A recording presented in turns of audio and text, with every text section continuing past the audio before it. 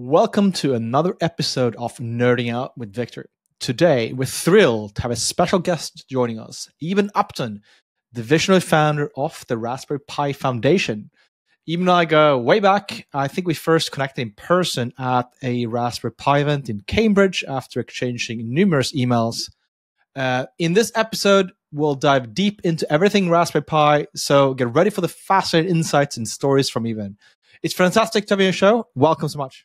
Well, thank you for having me.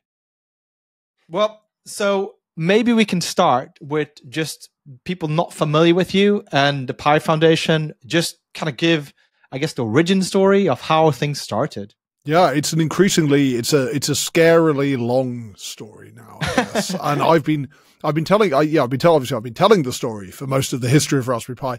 I'm a software engineer. And I grew up in the 1980s in the UK. And like a lot of people who grew up in the 1980s in the UK, I had a home computer. And I became a software engineer by accident. And I enjoyed it. I very much enjoyed it. I've always been interested in the business. I think I've been as interested, I suppose, in the business of technology as in technology itself. I started a games company when I was an undergraduate here in Cambridge. And so, yeah, I've always been kind of interested in being a software engineer, been interested in games and graphics, been interested in business. But I got involved in teaching at the university, quite a long time ago now, nearly 20 years ago. And really was struck by the disappearance, I guess, of young, over that, maybe that 10-year period from 1994, 95, when I applied to Cambridge, and 96 when I came up. And then 10 years later, that sort of disappearance of people who had that kind of accidental background. Yeah, still people who are interested. You know, we never let anyone into Cambridge who wasn't super bright and super interested in computing. But I think we got to a point by maybe 2008 where we were letting in every single applicant who was bright and interested in computers. And that's not a great place to, that's not a great place for a university like, Cambridge it's Turing's university, right? You know, if any university shouldn't be struggling to recruit undergraduates, it should be this one, right? And so I was struck by that. And really Raspberry Pi was my response, the response of several of us, including my wife Liz. Our response to this realization that this thing that we really loved, this thing that had been central to our lives, just wasn't there anymore. The programmable home computer. We launched Raspberry Pi in 2012. We sold 100,000 Raspberry Pis on the first day. We launched it on the 29th of February, which has constrained, we always say it constrains our birthday party choices. We've had 3 really cracking birthday parties now. I sold a lot of Raspberry Pis very quickly, to enthusiasts originally. But they did then make their way into education kind of via enthusiasts. A lot of those kind of enthusiasts volunteer or teach or simply are parents. And then I guess, as you discovered, the platform is also useful for industrial applications, for embedded and industrial applications. And that's kind of the journey, I guess, we've been on with Raspberry Pi, which is increasingly trying to service those embedded and industrial applications while staying true, I guess, to the original mission, which is around enthusiasts and education. Right. Yeah, I remember. So we were, I guess, this must have been 2012. Yeah, when we were doing signage accidentally, and we discovered the first Raspberry Pi, and I think it shaved our BOM by a 10th. Like we were down to and that's the story. The surprising story of Raspberry Pi in embedded in particular is that there were lots of companies like yours who were, I guess, to the extent they were making hardware, either they weren't able to start because they had no platform, or they had started and they were running with some platform they built themselves. And so you had these kind of reluctant hardware companies. They were only hardware companies because they needed a venue, but where they're differentiated with software. And really kind of Raspberry Pi, I guess, has grown in that space by allowing people either never to start making hardware, or to allow people who are making hardware and weren't enjoying it to stop making hardware, or at least to stop making the middle bit of the hardware, the compute complex in the hardware.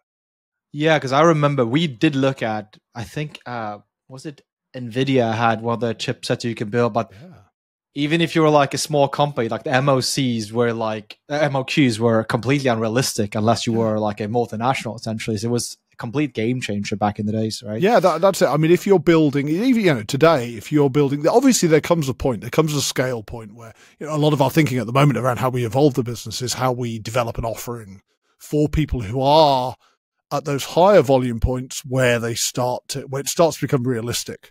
To leave the Raspberry. We talk about people graduating.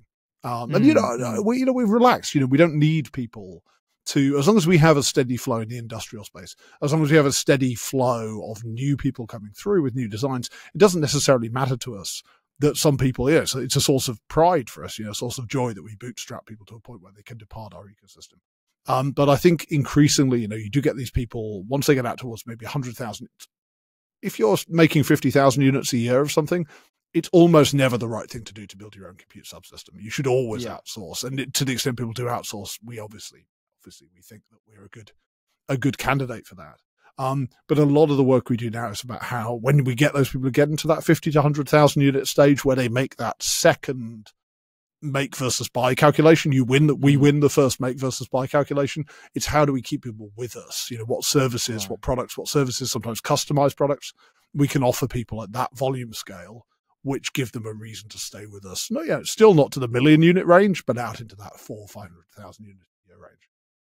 Yeah, and let's take a step back to those early days, right? Because I think we have a great amount of success thanks to the Pi Foundation, largely at Screenly, and I think if I'm not mistaken, I think we were probably one of the first commercial projects ever built out of that, and it was amazing to see in the early days the pickup from the forum and the community. That was, I think, for the first 2 or 3 years, that was our entire growth channel. Yeah, and that sort of feeling that there's both a source of demand there, a source of, but also a source of supply of knowledge.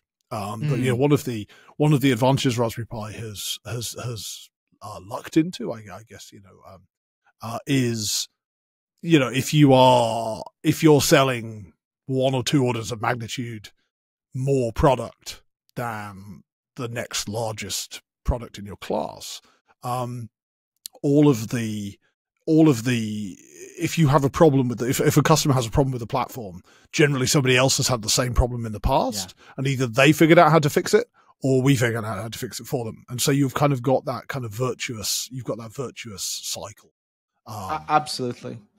And I think that was a big part in the early days. And I think that's definitely true that a lot of bug fixes were found on the forum and whatnot. But also I think in the early days, I think a lot of people like myself were on the wait list and they finally got this device and they were like, now what? And they were looking for a use case. Yeah, there was a lot of those first 100,000 units. Yeah, there's always been there's been this meme, I suppose, knocking around that Raspberry Pis always end up in drawers. And I kind of have this kind of like, there is this wonderful alternate, we only sold 60 million Raspberry Pis now. Those drawers are going to be pretty full by now, so it isn't, while it isn't true that Raspberry Pis end up in drawers, I think it is the case that, a lot of people do buy them. And then, as you say, think, what do I, this is obviously a cool thing. This is a thing I have to have in my life, but why, what do I do? Yeah. And you see people turn up on Reddit. So I've got a Raspberry Pi. Will you give me a project? Yeah.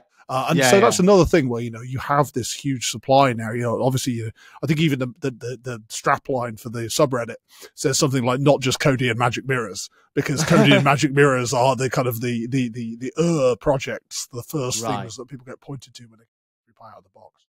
Absolutely. What's the strangest or most surprising use case you've seen so far? Well, I mean, look, to some extent, the whole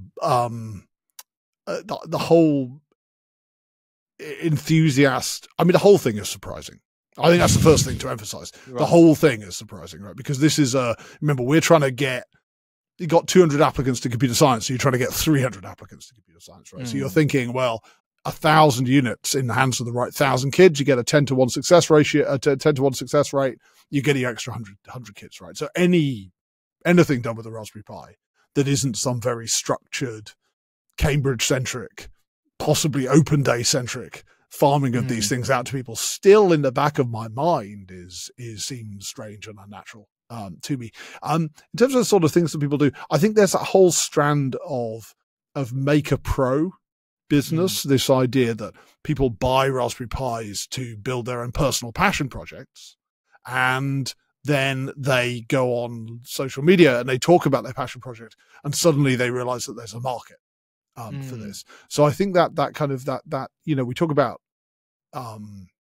ESG, talk about like what's the social good that Raspberry Pi does, and of course the foundation is a huge part of that. We've returned about $50 million to the thing I run is Raspberry Pi Limited, the trading company. The thing does the engineering and sells the product. The Raspberry Pi Foundation is my shareholder, and so I give money to the foundation to do its work. We've returned $50 million to the foundation. So there's a huge amount of good ESG social benefit from the work they do.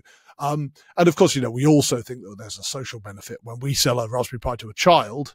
There's a social benefit there as well. But it's that I actually really believe that social benefit of helping people start companies, whether they're some of obviously helping to doing some work to help enable you guys, or if it's just somebody who makes a personal passion project, sticks it on Twitter, and then goes sells a couple hundred units, uses Kickstarter to fund a couple hundred units for people. Those are good. They're all life-changing experiences, right? They all change. They can change the vector of somebody's life. So I do love those. I mean, there are the individual kind of funny ones. I mean, recently, obviously, a lot of LLM. I saw a wonderful Llama 3, the 8 billion coefficient Llama 3, running at about 2 tokens per second on a Pi 5.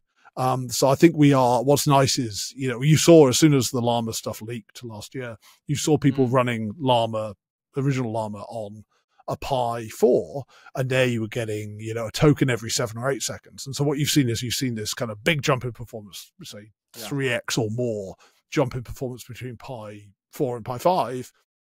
And that's plugged into this inevitable trend that always happens to models, or to classes of model, where people discover that you can make more heavily quantized versions of models.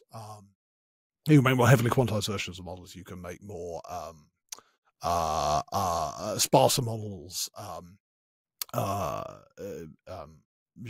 smaller models, sparser models, more heavily quantized models, and get really pretty good performance. So those two things kind of put together to a point where you can now on a Raspberry Pi 5 have a plausible conversation with a Llama LLM. So I like that way that Raspberry Pi has always tracked what's cool. There was a huge amount of when Nintendo were making those little mini NESs, there was a huge amount of retro gaming happened on Raspberry Pi. When it's LLMs, when it was CNNs, when it was image processing, when AI, you remember 2 years ago when AI meant image processing? OpenCV was the big thing. Yeah, right. Well, that was AI. It changes every year. Yeah. People always talk to me like, you should put an AI accelerator into a Raspberry Pi. I'm like, yeah, but which AI? I mean, it takes 5 years to go from chip concept to shipping Raspberry Pi.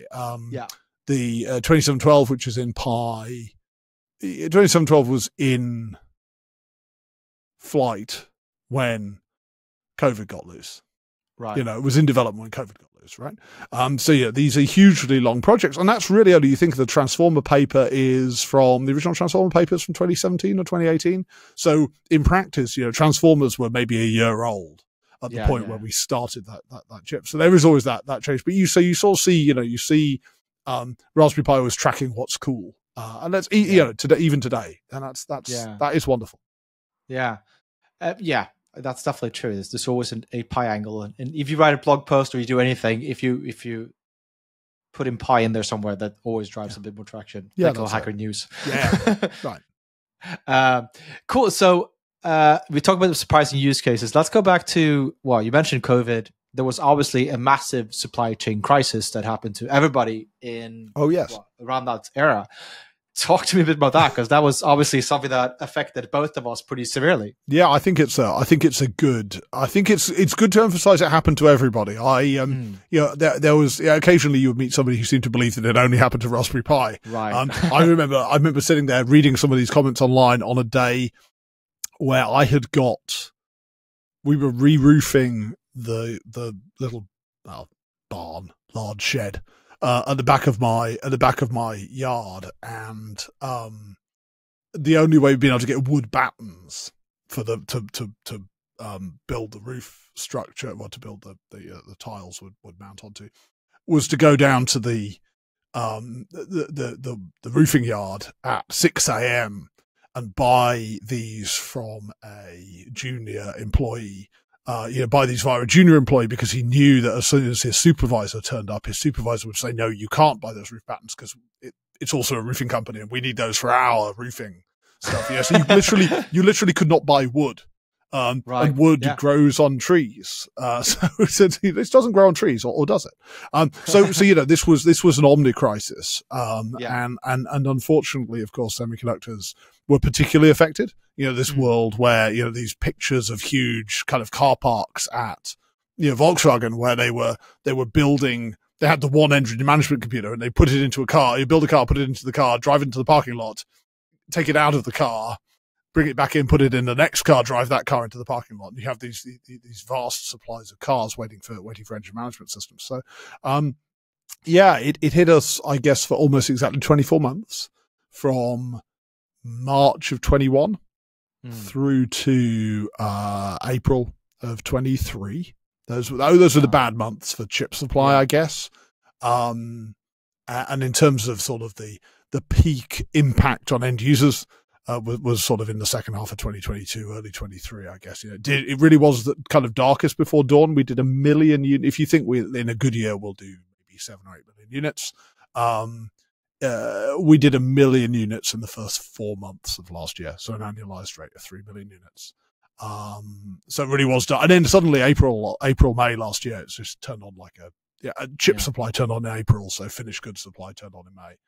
And it was like a light switch going on, but it was brutal. And of course, we had to make difficult allocation decisions. We have OEMs like yourselves who have invested in the platform, and who've made a choice. You're not a huge company, right? When we talk about having had to prioritize OEM customers, people think we're talking about IBM or someone, and what we do have some genuinely huge OEM customers, hundreds of thousands of units a year. The majority of customers are a little bit smaller than that, don't have infinite agility because, often their solutions, the Pi has a particular set of capabilities. And your solution is very entwined with the capability of our hardware. You don't have infinite agility to swap our hardware out for some other hardware. And so we had to make those difficult decisions to prioritize OEMs, to work more closely with OEMs, to understand demand. Because, of course, everyone, with the best will in the world, everyone is incentivized to hoard in a difficult situation. So toilet paper in 2020, right? Everyone's incentivized to hoard. But most people understand that if you can win their trust, and when someone comes to you and says, "I need 10,000 Raspberry Pis," and you say, "Well, how many do you really need today?" Will 50 do today, and 50 next week? And what we were able to do by we built the sales organization in anticipation of selling a lot of Raspberry Pis from kind of 2020 onwards. And actually, what we ended up doing was using that organization in a kind of an anti-sales mode. To actually intensively manage customer relationships, win OEM trust, and then use that to put people on a kind of a drip feed. And really, there was that dream that if we got a chip, because we were throttled by upstream silicon supply, if we got a chip, then we wanted to get it onto one of our products, into a customer's hands, an OEM customer's hands, into an OEM customer product, and into their end customers' hands as quickly as possible. So what you're trying to do is you're trying to discover all of the pools. The way we got through this was we went out, we tried to discover where all of the pools were, not just of upstream components for us or downstream finished goods, but us as an upstream component for our customers and their downstream finished goods, and said, let's just take all of those buffers. Let's just lean them out, because there's, 1 to 2 million units probably in all those buffers. Let's just lean those buffers out. And if you think we probably had a deficiency of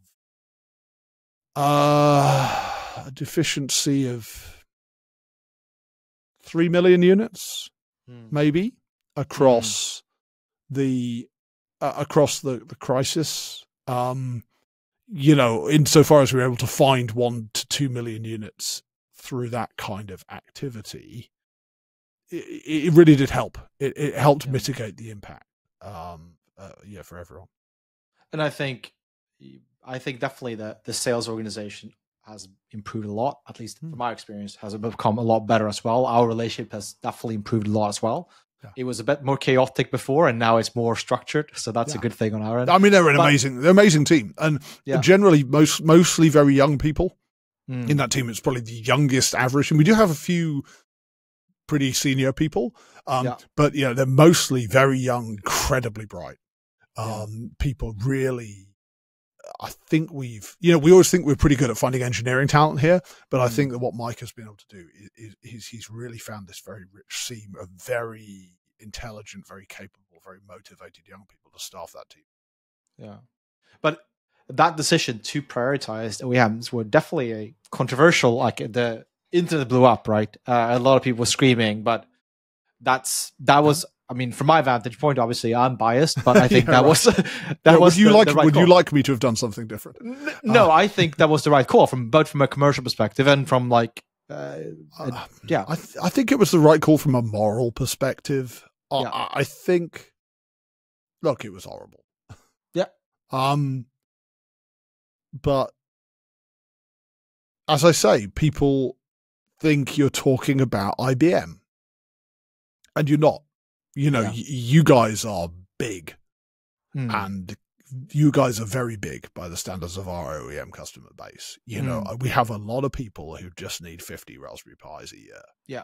And they put them into some product which sells for a few $1,000s, and that gets them a few $100,000 of revenue, and that pays to keep the lights on and the mortgage paid. Yeah. And if they don't get the 50 units, they go bust.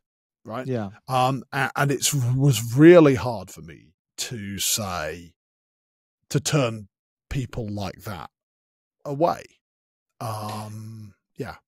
And I think that is correct in the sense that if you can't deploy your Kodi at home, nothing much is going to change. Whereas there are people's livelihoods depending on this in a lot of these ISVs. There was an observation that many of, and this is why I think, I think the vast majority of our fan base, our enthusiast base, did understand the difficulty of the decision and the inherently short-term nature of the problem, right? And so people were prepared to dig into their existing stocks.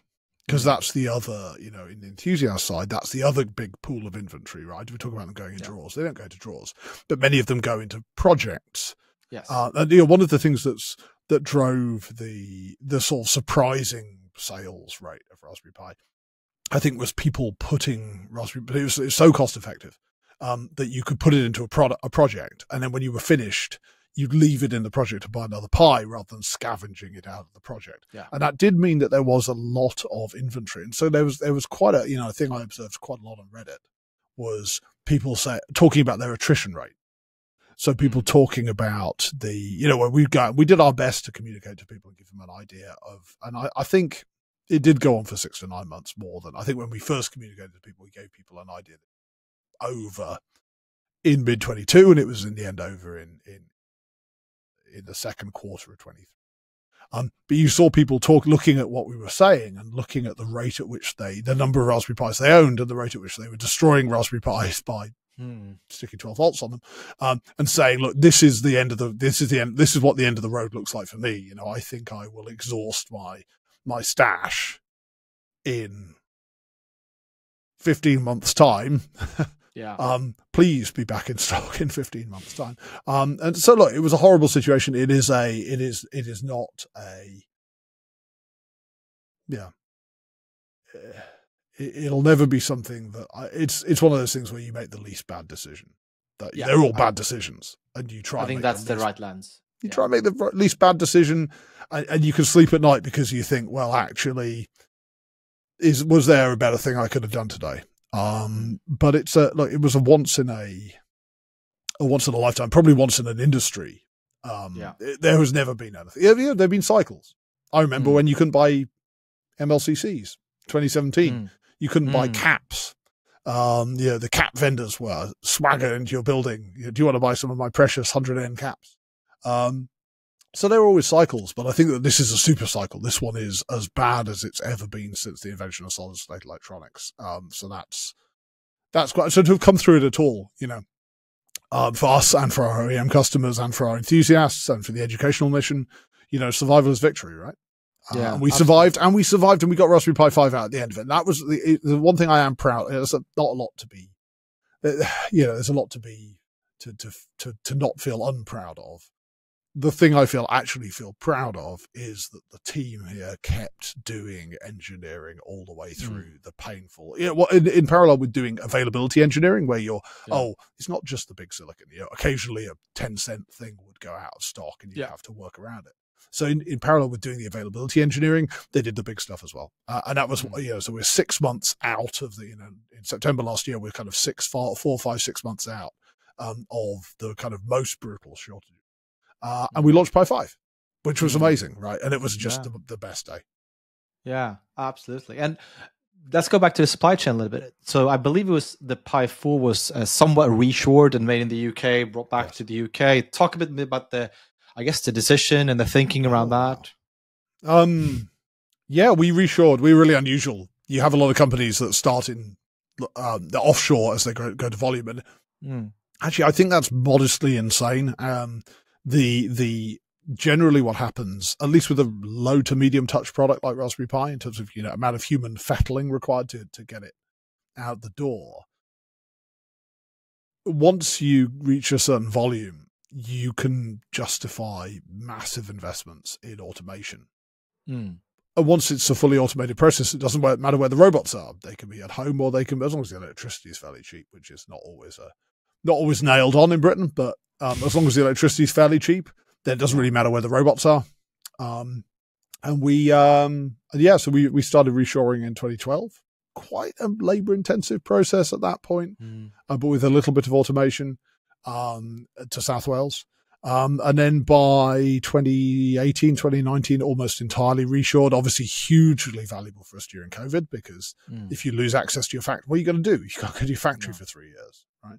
Or you have to stay in a quarantine. Your engineers have to stay in a quarantine hotel for a month in order to go visit the factory, and then a quarantine hotel for a month when they get back, right? So that was very valuable to us. It's the big benefit is the design for manufacturability feedback that you get by building locally when the factory's 4 hours away in the car and they speak the same language as you. It's a huge difference versus a 12-hour plane flight and a translator. And that's one of the reasons why Raspberry Pi is so cost effective, right? Raspberry Pi is a low price product, and that low price is underpinned by a low cost structure, and that low cost structure is underpinned by going into the factory every month and saying, "Hey guys, what do you hate about our product? What sucks about making our product? What's taking time? What's leading to rework? What's leading to scrap? What can we change about our product to remove those things?" And we continue to do it. And there's some real surprises. We continue to find opportunities to do that. Even we found a packaging change that we haven't deployed yet.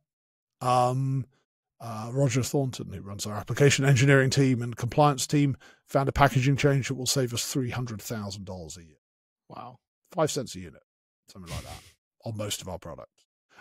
Just in the last few months, right? Yeah. So we continue to find these efficiencies, and being able to have a good conversation with your manufacturing partner is a really important part of that.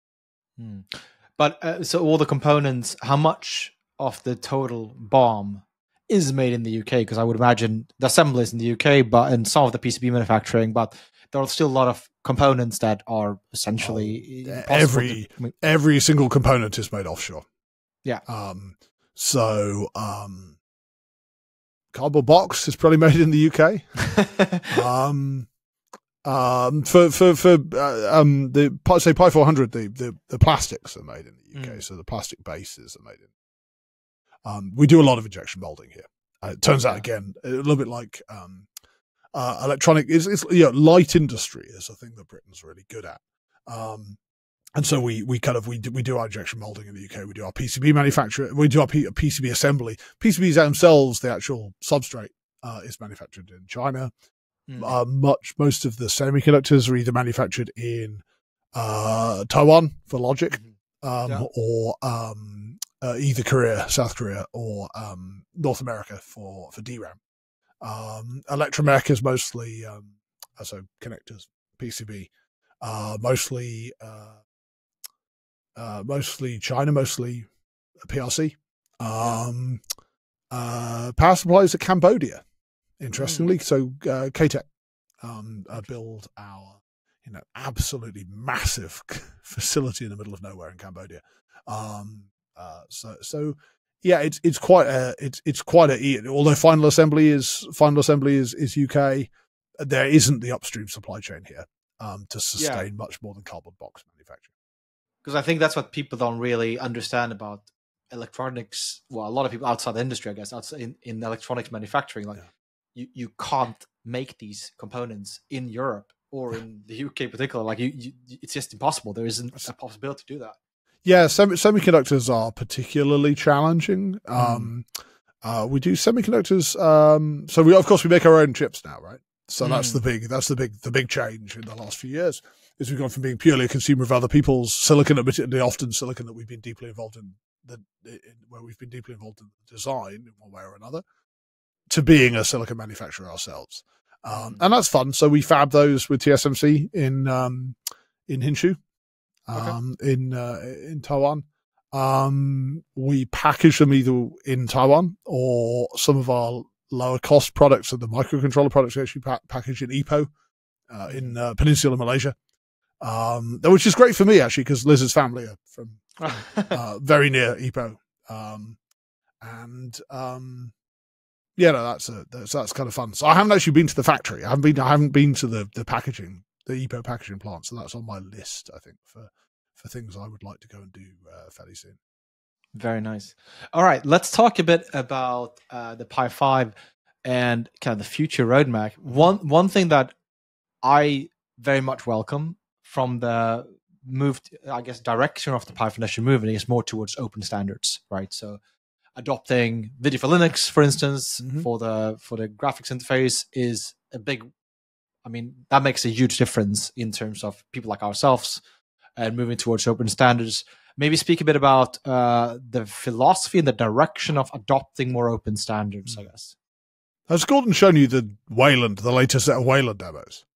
No, I don't think he has. The kind of ticker. We have a signage focused Wayland demo, which is kind of 3D and video and a ticker and a 2D ticker at 60 fps. Just like how kind of a little bit. You're familiar with the history of this, right? Yeah.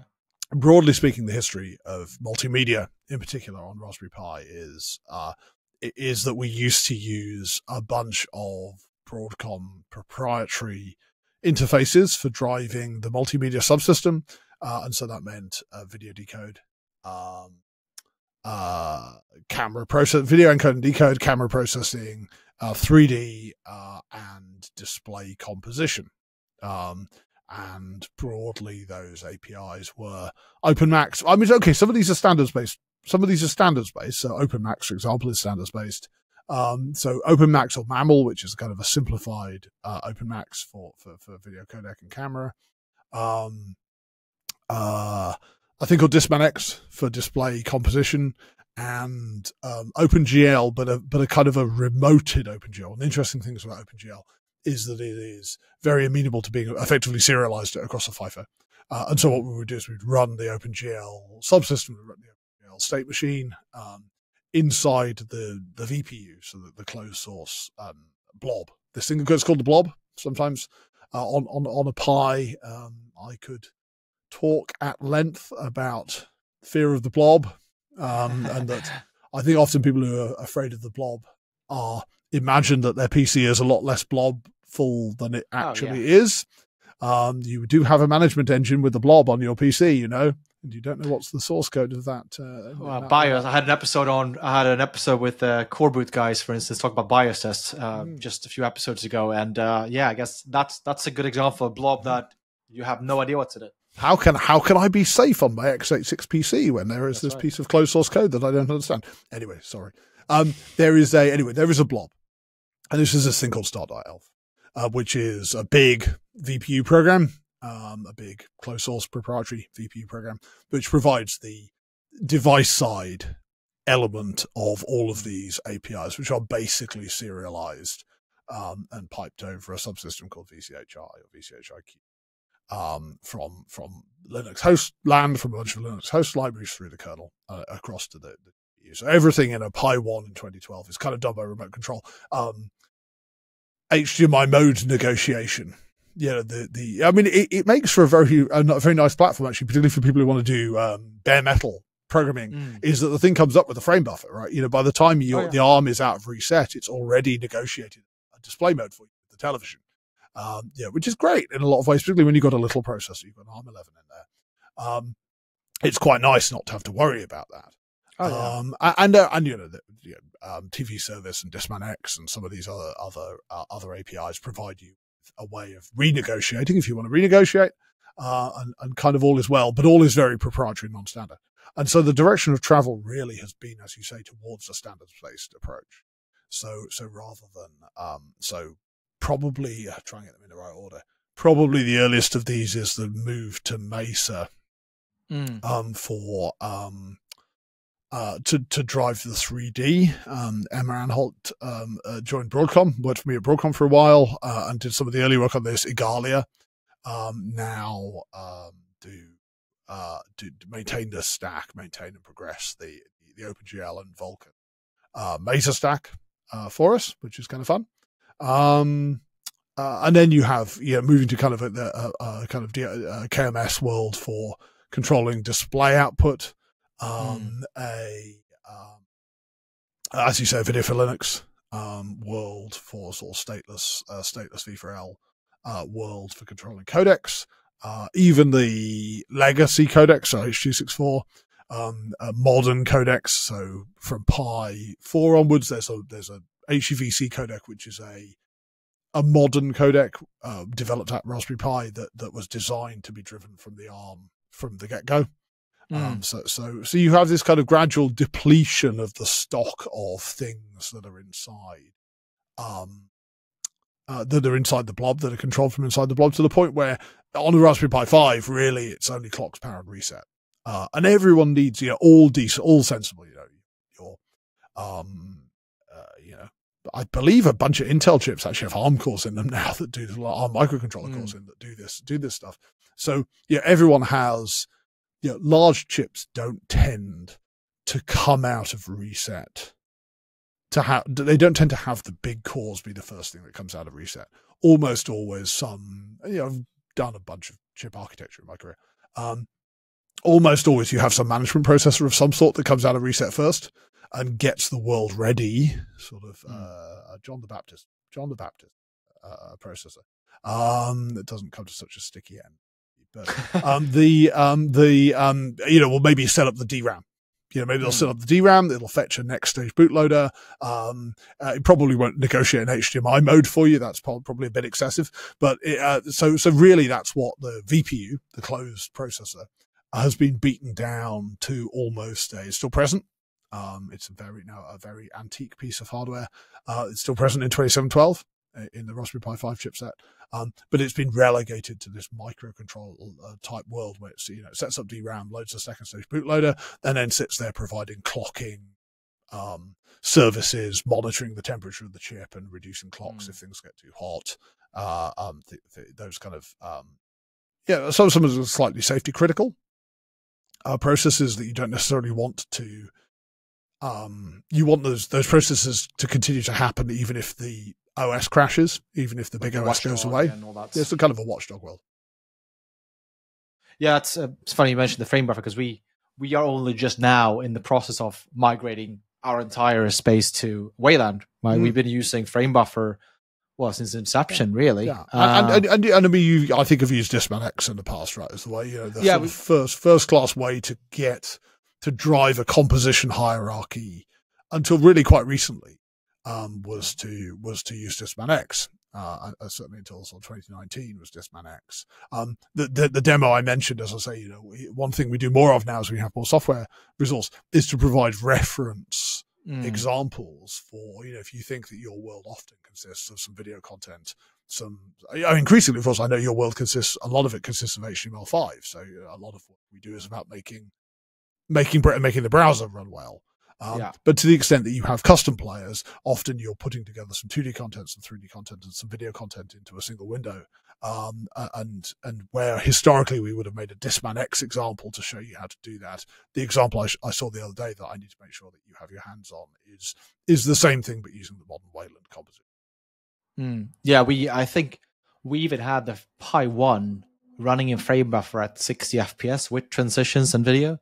That was one of the reasons why engagements like ours were the foundation of embedded and industrial use of Raspberry Pi, because Raspberry Pi 1, it's got a 700 megahertz ARM11, right? It has a very limited amount of CPU. But the multimedia performance has always been great. It's always been, as long as you can avoid touching the pixels, if you can have the pixels just zoom straight through from the codec onto the display, you can get incredible results. And in fact, one of the things you'll see from us over the next 6 months or so is a really concerted effort to move desktop composition in the Wayland universe on Pi 1 to a hardware accelerated world.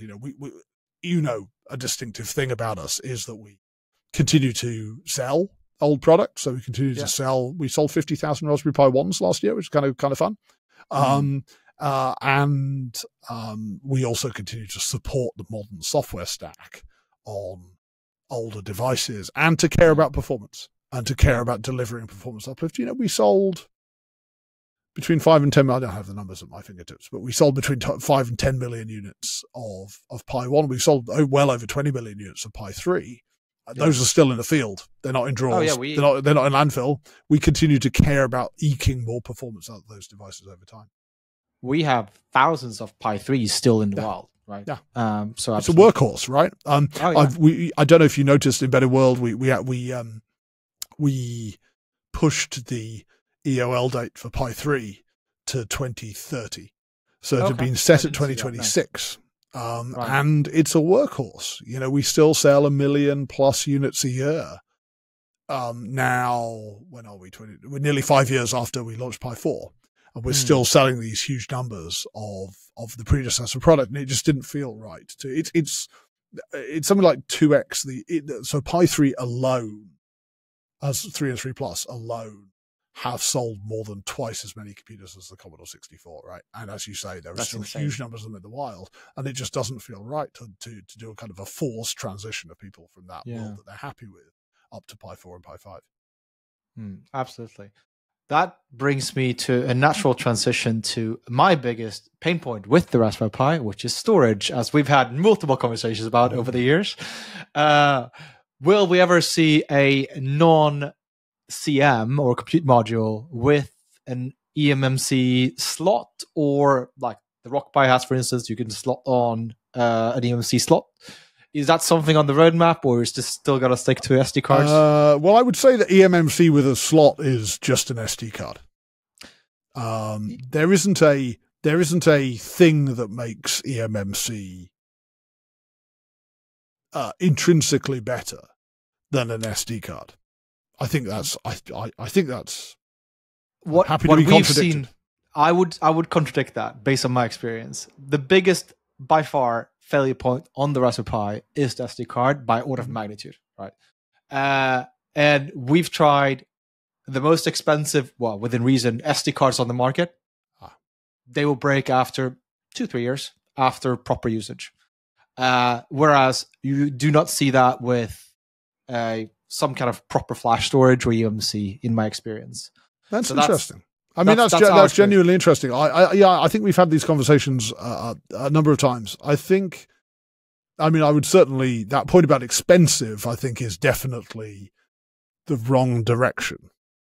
I would say the best SD cards are the ones that they sell a lot of, not the ones that cost a lot of. Certainly, industrial SD cards are, I would not avoid them totally like the plague, but they are often, I mean, what do we look for in SD cards, right?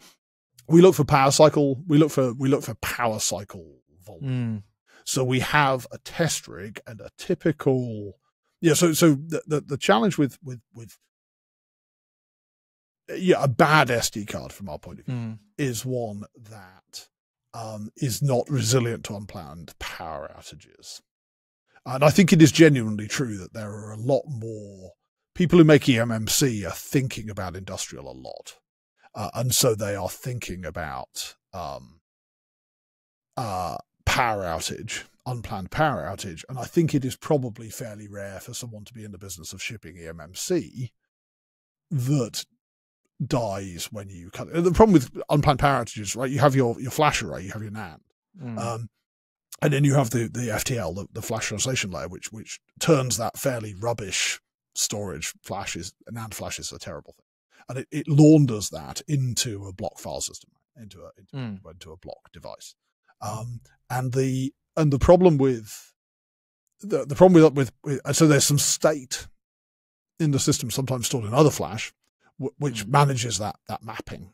And the FTL internal state, one of the problems with unplanned power transitions is if the FTL is in performing certain operations when the power goes out, a badly designed FTL can become totally terminally broken. So we talk about more broken than broken. I mean, you'll have seen these cards, right? Yeah. That they are. You try and recover them. It isn't just that they are corrupt block file systems. It's you can't. They destroyed. You can't read them. They're destroyed, right? They're not. They're no longer a block device anymore. And what's happened there is that the FTL has failed, right? So it's not that you've run out. It's generally not that you've run out of wear in the device. It's generally that the FTL has exploded. That's interesting. And so the if you're in the eMMC business, you are generally not. It's hard to get any traction in the eMMC business unless you've taken that seriously. You can sell an awful lot of SD cards to people who want SD cards to stick in their camera or their phone. And unplanned power outages just don't happen in that world, right? That someone uses them and then they turn them off. And they don't suddenly lose power during a flash access write operation. And so the FTL is not stressed. So the way that we qualify SD cards, so we have a qualification program for SD cards. And what we do is and as I say, it's often industrial cards that struggle the most with this. We take, I think it's about 32 Pi 4s in a rack, and we put the SD cards into all of them. And we set each one building the Linux kernel in a loop. And then we randomly have a little relay on each one, and we pull the power. And a torture test across this array is hundreds of thousands of unplanned power cycle events over the course of about a month. And if you have a single card that dies as a result, you don't pass. You don't pass the test. Interesting. And what cards tend to do over time, cards have got better. I think there is an element of competition in this dimension. To the point now where if you got a random card from a Chinese second or third tier vendor 5 years ago, it would die the first hour of this test. And now we have equivalent cards from the same vendors or equivalent vendors which survive all the way through them. Cards have always done well. SanDisk cards have generally done SanDisk cards are generally pretty tough. Not all of them, but generally SanDisk cards pretty good. They've been good pretty much the whole time we've been doing this. And we used to use these certificates. So if you go on PIP, if you go on the product information portal, pip.raspberrypi.com, there's a whole section of certificates that you've issued to a pretty broad range of vendors now for SD cards. So I mean, that's my general feeling about SD cards is there are more terrible SD cards than there are eMMC, but a good SD card and price is not the right price, or industrialness is not the right metric. A good SD card can be as good as eMMC because there's no technological reason why it shouldn't be. It's a decision to be bad. So that said, particularly I do have some sympathy I have some sympathy for the fact that it's never a bad idea to help your customer not have to make a decision.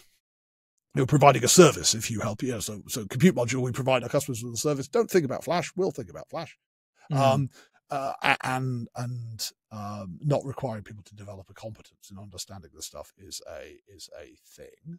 Also, it's a jungle. There's so many types and all that. Yeah. Also vibration. You can understand that people are leery of using SD cards which aren't soldered down in a high vibration environment, or there are sort of medium severity industrial environments in which SD cards aren't suitable, and so you see people migrating to compute module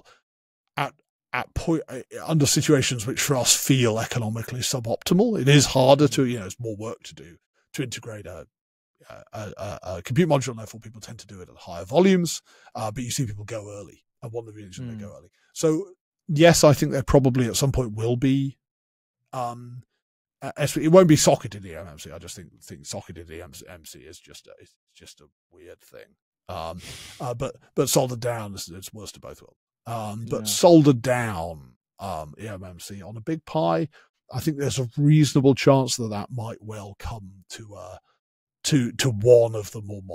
one or other of the more modern platforms at some point in the next couple of years. Interesting. Yeah, just looping back on the reliability, like we've compared notes carefully with Balena, and they are probably one of the other ones that are, I guess, operating Pis at high scale, right? So they have a lot of data, we have a lot of data, and it's funny because we've come to the same consensus on the best SD card that we both use and recommend and use in our build. So the Screenly official build is using the SanDisk Extreme, which is the exact same card as Balena is using. Yeah. They're a great company, SanDisk. I mean, we used to have a wonderful relationship with Western Digital, actually, and it was kind of fun when they combined forces. It is encouraging to see other people coming up on the rails, though.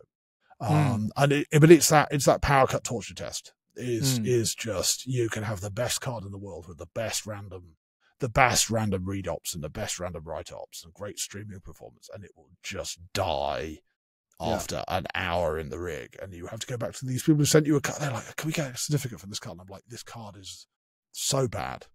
If we use it in an industrial context, it won't last a week."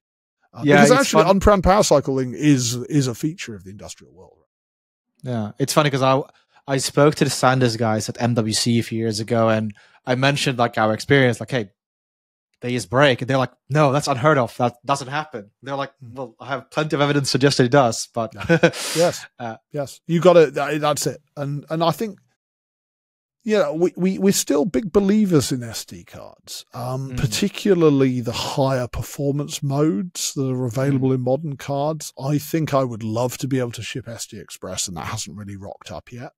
But even the high-speed classic modes, the kind of HS400, the HS400 modes, the A2 class cards, you're really, there's always that feeling that the NVMe, the whole Raspberry Pi system is designed. The nice thing about Raspberry Pi 5, of course, is you can plug a M2 drive into it. There will shortly be a first-party accessory to let you do that, but there are currently a number of third-party accessories that we love. They'll let people do that. But really, the whole Raspberry Pi world has been designed to not require NVMe. The operating system is tuned to be lightweight enough that it runs very acceptably from even a modest SD card. And then as SD card performance has come up either with faster bus speeds or with things like command queuing, which are, CQ is kind of actually a lot of the benefit of NVMe over classic SD card isn't about bus speed at all. It's about the ability to queue commands, right? So it's ability to hide latency in the access to the flash array. And now that's come to SD cards. That's a big, that goes a long way towards closing, and to eMMC, goes a long way towards closing that gap. And just speaking of performance and Raspberry and also Raspberry Pi OS, one of the things that we discovered in the early days was that swap was enabled by default in Raspbian. Has that actually finally been closed now? I would have to look. Because that was the absolute killer of SD cards in the early days, was that swap was enabled and it just completely wore down and trashed the card. It depends. I think it's one of these things that has there are, particularly a modern high-end Raspberry Pi has 8 gigabytes of memory. It has the same amount of memory as this laptop I'm talking to you on, right? Back in the days of 256 meg Raspberry Pi 1s, there is an argument that there is a pool Linux of writable memory that gets written, effectively write-only memory. There are bits of data that get written and never looked at again. That have to be available because somebody might look at them one day, but nobody does. And so I think the rationale was that you, it's helpful to have somewhere to stash that you can you can eke out some % of additional functionally available RAM by allowing the page cache to push those very low read utilization pages out to storage. And the problem is, how do you ensure that it only does that and doesn't start opportunistically pushing other things out, which, as you say, does then have that thrashing effect. I mostly care about it because performance just craters, right? But yes, in terms of in an industrial environment, you need to get that turned off. So it's less salient than it used to be. I can see why we did it. And of course, like everybody, we had that flirtation with ZSwap. That was a really sad thing that we weren't able to articulate a benefit to ZSwap. I mean, it's the old RAM doubler world. Anyone who's old enough to remember the very we have protected mode now in Windows 3.1. We can double your RAM by compressing it. It was kind of slightly depressing to discover that actually was really hard.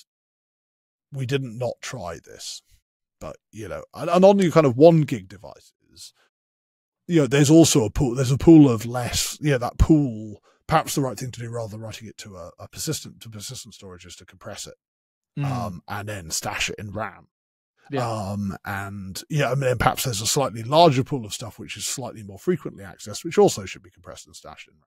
But we were never really able to come up with a convincing configuration of that subsystem which didn't make some use cases materially worse. And so we left it turned off. We know there are users who swore by it and used to get a Raspberry out the box and immediately turn ZSwap on, but it was very, very use case dependent. That's fair enough. All right, let's take a look at the future. And obviously, one thing that I assume at least is on you guys' mind, and that is RISC-V and how that plays into the Pi ecosystem. Will the Pi 6 be RISC-V based, or is that future out, or is it even on the roadmap? What are you guys thinking? Would you like it to be? I would love it to be.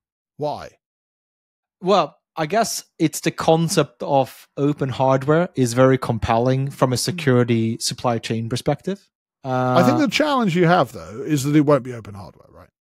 I mean, no performant RISC-V. So the architecture is open. I mean, what does RISC-V have going for it, right? You can implement RISC-V and you won't get sued. Well, probably yet. But there's no convincing demonstration that there is anything suable, that there is any protected IP in the instruction set itself. And that's really compelling, right? Because it creates a different community. All of these instruction set architectures create a community of innovation, right? They create and all of them have a different shaped community of innovation, right? So x86 and so Intel and AMD together create a community of innovation where you can go and buy a chip, and you can buy chips at particular performance points. They're basically just chips. They, at least historically, they didn't have a lot in them other than just the CPU and memory controller. Well, not even the memory controller for a long time, but the memory, the CPU and the front side and backside bus, north and south bridge interfaces on them, and then later on memory controller. And Southbridge interface. But you could go and build a system around that as a hardware integrator, and you could go and build a software that ran on it, and you'd know what the chip could do, and it provided you with a kind of a known abstraction as the software. And then ARM, to a lesser extent, other licensable CPU cores and architectures, ISAs and microarchitectures, provide a different community. You can now, as a software user or a system builder, you interact with that community, you interact with that architecture through a level of indirection. So you buy silicon from licensees, but those licensees have the ability to build much more sophisticated systems around the platform. There's an obligation to pay money, of course. So there's somebody extracting money, ARM extracting money from this system, and providing services. And the primary services they provide are regulation. So they regulate what can be claimed to be ARM compatible. So you have to, you can't just take an ARM core, add a bunch of new instructions to it and kick it. Well, you can a little bit now actually with custom instructions, but in general, historically, you can't just take an ARM core and add a bunch of instructions to it and kick it out the door, or take instructions out of it and kick it out the door. Right. Yeah. And then they provide access to a pool of readily licensable. And some people consume that level. So Apple consume that level. So they go buy what's called an architecture license, which is basically you pay not to get sued, which is nice.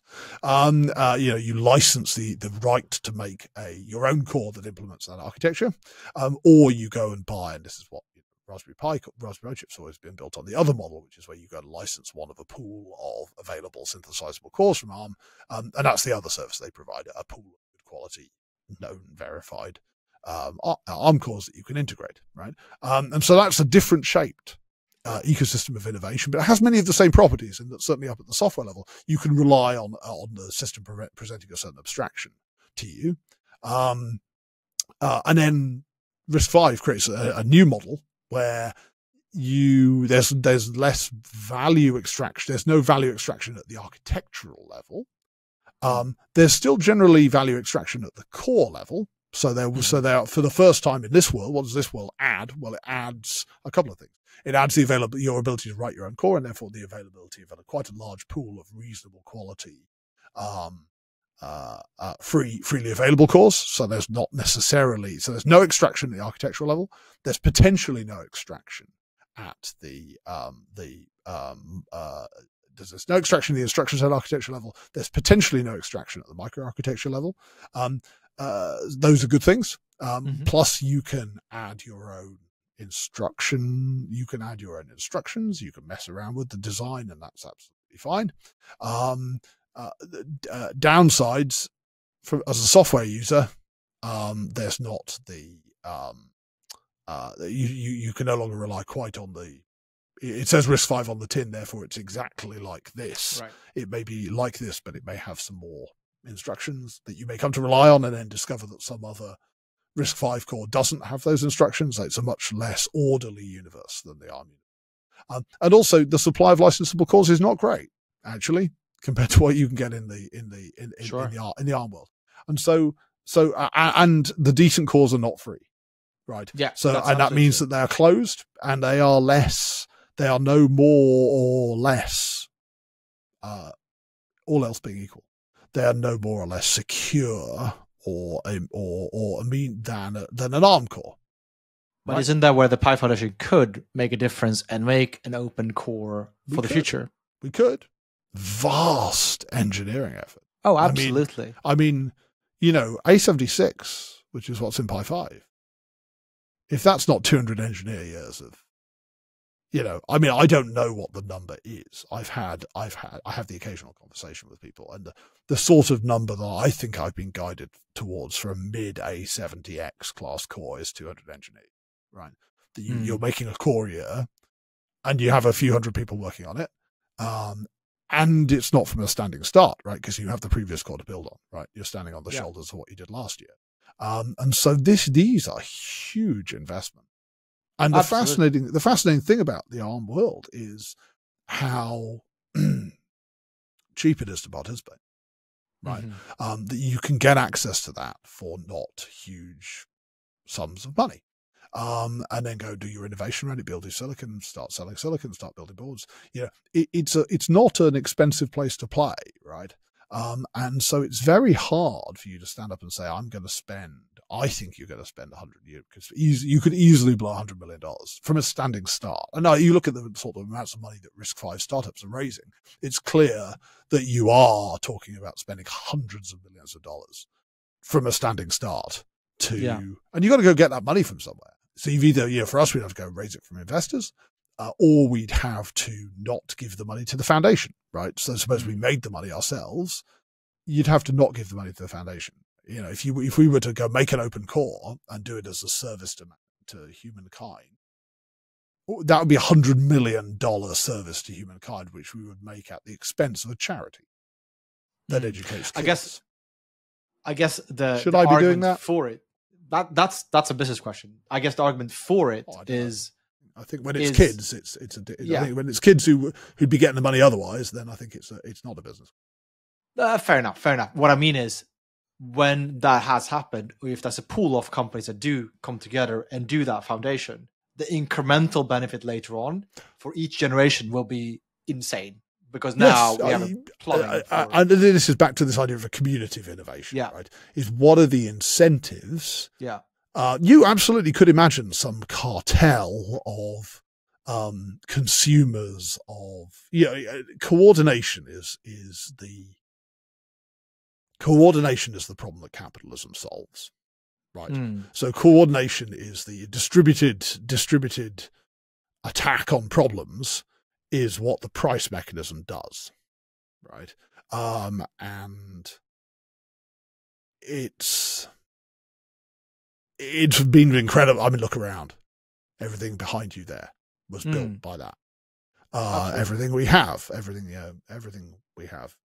We don't live in caves anymore, right? But it can't solve all problems. And this is one that has historically been extremely challenging. This collective action to move from it's a hill climber, basically. Like capitalism's a hill climber. And what it can't necessarily always do, what you're articulating it makes a huge amount of sense, right? That there is a globally more optimal place to be where all of us who use CPUs club together around some architecture and we all contribute some money. And we agree to go make, a Cortex A76, except it's RISC-V, and to put it on Git, and to document that it's IP clean, because that's an important component to our document that this thing was not to give people, because you're going to invest a tape out in this, right? You're going to put it in a chip, you're going to spend, even once the core exists, you're going to spend tens of millions of dollars turning it into realizable silicon.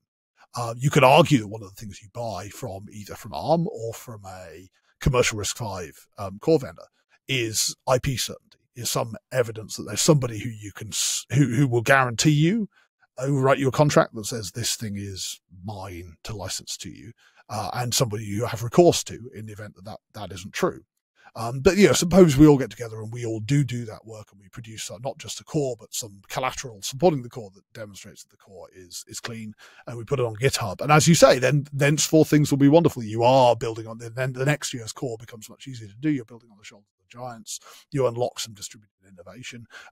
You can see, and sometimes something will, in the software, it's much more common in the software world for things because you can do things more incrementally. It doesn't have these tape outs and this general sort of, Linux was fascinating because where Linus got to was he got a system which was good enough that it could become the nucleus for distributed innovation. Replicating that in hardware, because of the challenges of making things out of atoms are much larger than the challenges of making things out of bits, copying bits once they exist. It's never been the case. The open source hardware world has never had the vibrant nature of the open source software world. And the open source chip world is that on steroids, is that plus $10 million tape outs on modern process nodes, right? It's hugely challenging, but I'm absolutely in agreement with you. The question is there a market-based, the crazy philanthropist The crazy philanthropist who rocks up one day and says, "I'm just going to solve this problem for all mankind," is a potential. It does sometimes happen, right? It appears to be happening to malaria vaccine, right? Another place where we all agree the world would be better if nobody died of malaria, but that capitalism hasn't provided us with a mechanism for collective action other than to have one guy get rich selling operating systems to people and decide he's going to solve the problem, right? Yeah, I guess there's sorry, long answer. I really care about this. You know, I know Raspberry Pi 6 is not going to be RISC-V based because there are only cores that are really good that you can license, and the software isn't mature. And we're a member of the RISC-V Foundation, and we are, you know, I hope I've articulated lots of positives about the RISC-V world. And that's not to say you mightn't see some deeper involvement in RISC-V from us, but the idea that it's going to be feasible to go out and procure an A76 successor core for a Raspberry Pi 6 sometime before the end of the decade, that's RISC-V, and be confident that the core is good, that the core is competitive in all dimensions, technical and financial, versus some ARM core, and that the software ecosystem will be mature. I don't think it's realistic. Fair enough. It would be amazing to see a collaboration with, say the Pi Foundation, the Linux Foundation. I don't know, Meta is doing a lot of things around open hardware. They are putting their money where their mouth is, doing open server hardware. Yeah. So and I mean, look, that's a you know, you can appeal to, you know, that you may be able to find. That's probably the big hope, I think, for RISC-V in the big core space, is that one of the hyperscalers, I would think probably Google, are the one where I can sort of draw a sketch picture on a piece of paper, might be able to articulate in their minds some business model for some disruptive, open, documented, ultra high performance RISC-V core. That's probably if a surprise comes from anywhere, and I think it will be a big surprise. If a surprise comes from anywhere, I think you're right. I think it will be from a hyperscaler. I'm not sure it's Meta, but I think that, you know, some of them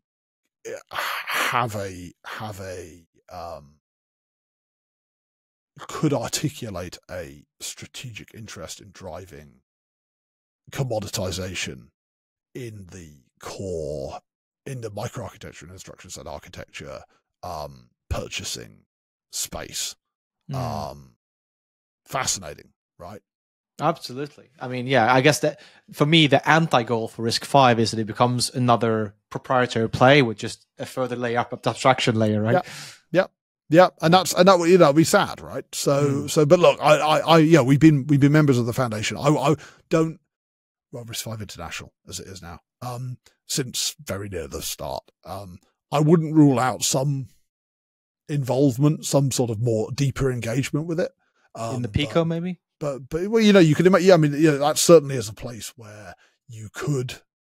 The barriers are shallower there, right? Because the cores are simpler, and the software stacks are shallower, and the incumbency advantage is of the existing architectures primarily, but not exclusively. You've got to remember, microcontrollers are not by any means dominated by ARM at the moment. I mean, 32-bit ones generally are, but microcontrollers in general, there's an awful lot of 8 and 16-bit stuff out there. The incumbency advantages are not so substantial. You have at least one significant player in Espressif who've been very to RISC-V for a time now. You know, you can certainly imagine that the microcontroller space might be a home for innovation for that architecture or any other new architecture. It is a playground. It's an architectural playground. Always has been. Yeah, absolutely. No, that makes a lot of sense. And even if you do solve that, you still have the GPU problem to solve. There we are. Find an open source GPU. Well, you know, I did once build a GPU. Well, yeah, video core. There was a handful of us in Brooklyn in Cambridge, including James Adams, who's our hardware CTO here now. So we do have previous, although I think building a Vulkan capable GPU, we built an OpenGL, Video Core 4, which was the one that I was most deeply involved with, was an OpenGL ES2 class GPU. And OpenGL ES2 is actually very, very simple. It's quite a classic view of what 3D hardware, what GPU hardware is for, 3D hardware is for. I think building a quality Vulkan capable GPU, of course we have a quality Vulkan capable GPU in Video Core 6, Video Core 7. I forget what the brand name is now of the video core that's in Pi 5, Video Core 7, I think. We have this quality GPU, but a little bit like the ARM cores that we were talking about earlier. They are built on the shoulders of giants. They're built, this year's core is built on last year's core. A ground up Vulkan, competitive Vulkan GPU is another 100 engineer year program. So no, I guess we're not going to see pure open hardware anytime soon. Then it sounds like. That's it. Well, yeah. I wish. I mean, look, don't get me wrong. Yeah. But it's a fickle. Capitalism is a fickle beast. It can only access. It's fascinating. What's it? It's Ian M. Banks, isn't it? I think it's Ian M. Banks who talks about how, because the culture. You've read the culture books, consider Phoebus and things, and the culture. I'm not actually. Oh, you should. Okay. I watched Elon Musk sell the culture books from the stage. I went to after the AI Safety Summit in Bletchley earlier this year. I went to the after party thing where Rishi Sunak interviewed Elon Musk, and Musk spends half the thing selling Ian M. Banks's culture novels from the stage. Oh, okay. If you want to know what the benevolent outcome is, the non-Terminator outcome for AI, read the culture novels. And he's quite right. I mean, you disagree with him about a lot of other things, but he's quite right about that. But the thing about the culture is that it's a planned economy, right? It's communist. It's the thing they sometimes call fully automated gay luxury space communism. When people use that set of words, they're generally talking about the culture or something very like it. There's a bit, I'm pretty sure it's in there, or if it's in some of the notes he wrote, where he talks about how the planned economy, and it's planned economy, but planned by superhuman AIs, right? And he talks about how the market economy gutters like a candle, like a flickering candle, while the planned economy blazes. It's this wonderful language, right? And it is true. Look, I mean, we surround it. Don't knock it. Every time somebody it's capitalism, like democracy, it's the worst system apart from any of the alternatives. And we're surrounded by the products of it, and we live in unimaginable luxury for a medieval king. We live in the poorest of us lives in unimaginable luxury. But there's a huge fraction of the space, of the state space of the world, which is inaccessible to market mechanism. And it's fascinating, and you kind of weep for it. Yeah, that's a good way to wrap up. Do you have anything else you want to add about things about the Power Foundation that people should be on the lookout for in the near future? Or this is okay. I say this every now and then. I had a BBC Micro when I was a kid, and I got it at school, and I got into it at school, and I bought one, a very second-hand one, and I had it at home. And every other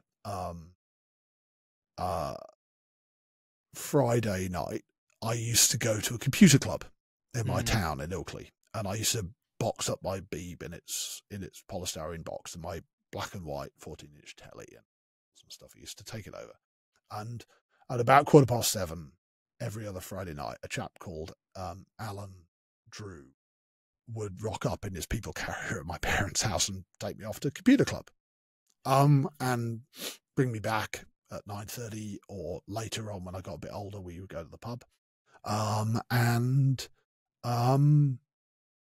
No, he's sadly not with us anymore.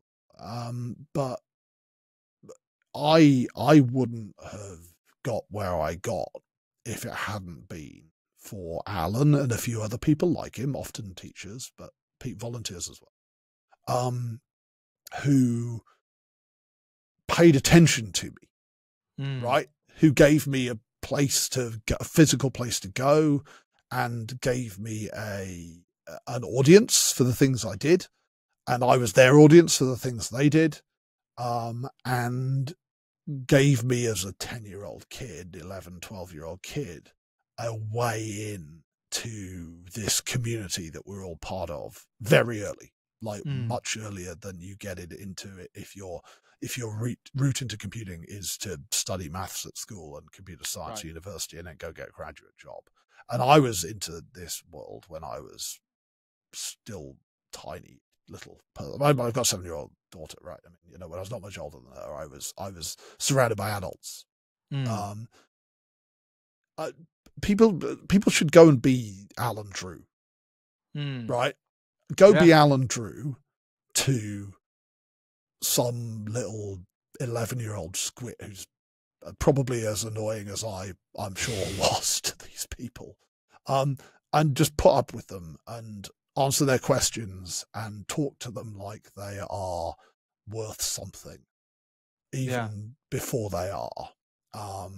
And it's good to do good at scale, right? It's good to give money to charity, and it's good to try and build things like we've built with Raspberry Pi, which is a business, the thing that Liz and I, dreamt of all those years ago. But just try and do something at the individual scale as well, because it makes a difference, and because it'll make your life better and somebody else's life better. There you are. So that's the thing you should watch out for. Don't watch out for things from the Raspberry Pi Foundation. The Raspberry Pi Foundation is doing amazing stuff. Raspberry Pi Limited is doing amazing stuff. We're making great products and selling. We're changing the world, right? And we'll keep trying to do that. But we can all do things as well. And I think that's a great way to wrap it. I'm a huge fan of mentor and mentoring myself, so I can definitely sign that off, and I can relate to the fact that I'm not where I would be. Would not have been where I am today without mentors either. So I can definitely agree with that. So very wise words. Thank you so much for coming on, Eben. Much appreciated. Good catching up with you, and thank you so much. Have a good one. Thank you very much indeed. Cheers. Bye.